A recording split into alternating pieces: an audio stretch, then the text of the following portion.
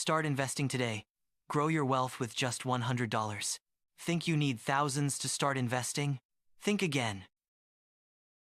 I'll show you how to start building wealth with just $100. No fancy tools, no experience needed. Investing isn't just for the wealthy or the suit and tie crowd. Let's unravel it all, step by step. We've got some key players: stocks, the building blocks of many portfolios; bonds, the conservative sibling.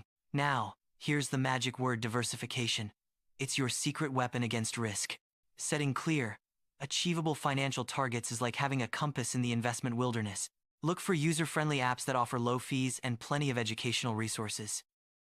Let's put that $100 to work. Think of it as planting a garden. Spread those seeds between different asset classes. Start small. As you learn and earn, you'll have more to reinvest. Like a gardener, regularly check on your portfolio.